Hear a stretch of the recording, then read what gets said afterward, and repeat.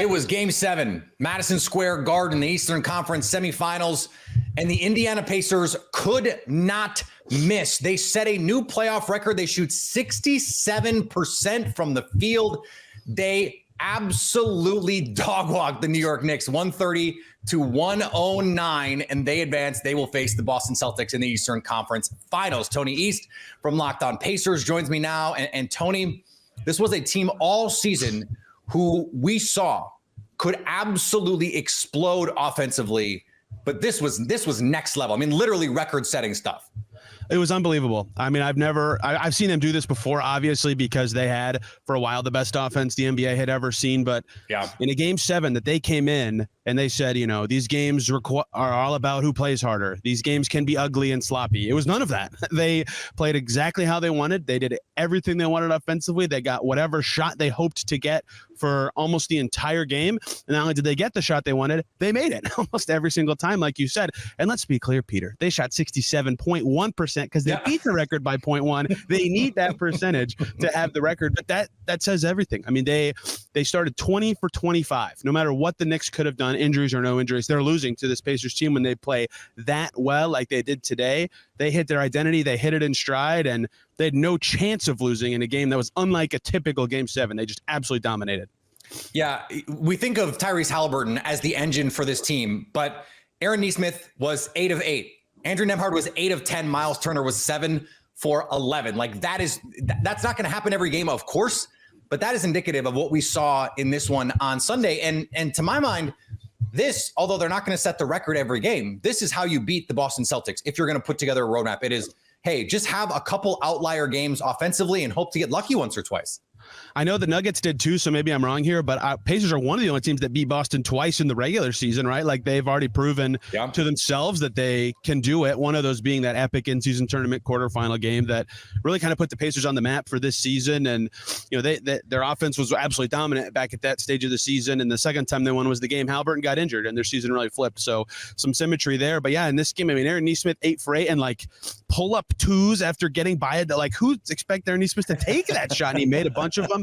I think all 8 of Andrew Nembhard's makes stopped the Knicks run. Like it was timely shots. It was hard shots. I mean, that's what kind of made it stand out, is like the Knicks would go in this little burst and MSG's just lighting up in here. It's going crazy. And then the number of deflating, like, oh, I heard today was like matching the number I've ever heard for like a good month of basketball before. It was unbelievable. Turner, of course, like you said, making them too. So that is how you beat the Celtics, especially without their rangy injured defender Porzingis. We'll see how long he's out for in the series, but you know, I don't think anyone's going to pick the Pacers to beat the Celtics, but I mean, if they do this even once or twice, they'll give themselves a chance to be in the series at least for longer than either the first 2 Boston opponents. To your eyes, was this the healthiest that Tyrese Haliburton has looked in a while?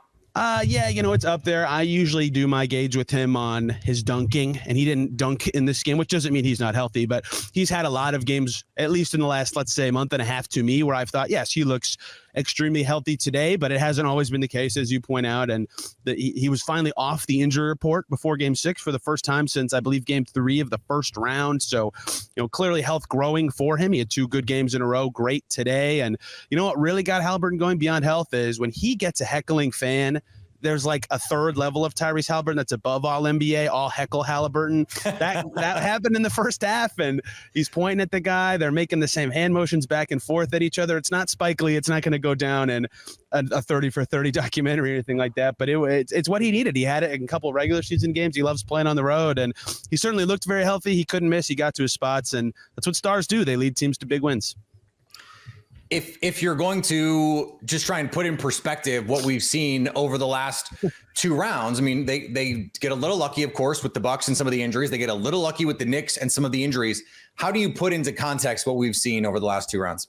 Yeah, you know what the argument for lack of a better term I always made when they were playing the Bucks was like, the Bucks won a championship in 2021. No one remembers how injured the Nets were in the second round, right? And that series was epic.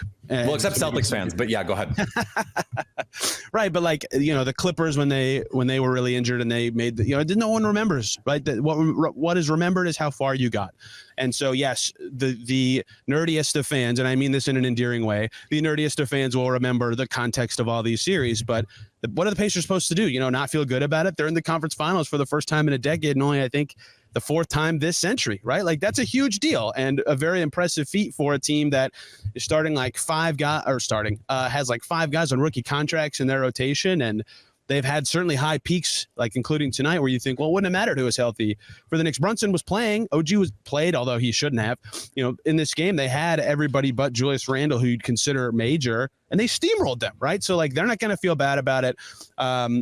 But if they get steamrolled by Boston, people will, of course, bring it up forever, but they deserve it. They've played better than the teams across from them, and they're here. It's unbelievable. Stay up to date on the Indiana Pacers all year by subscribing to Locked On Sports today and Locked On Pacers on your favorite podcast app and on YouTube.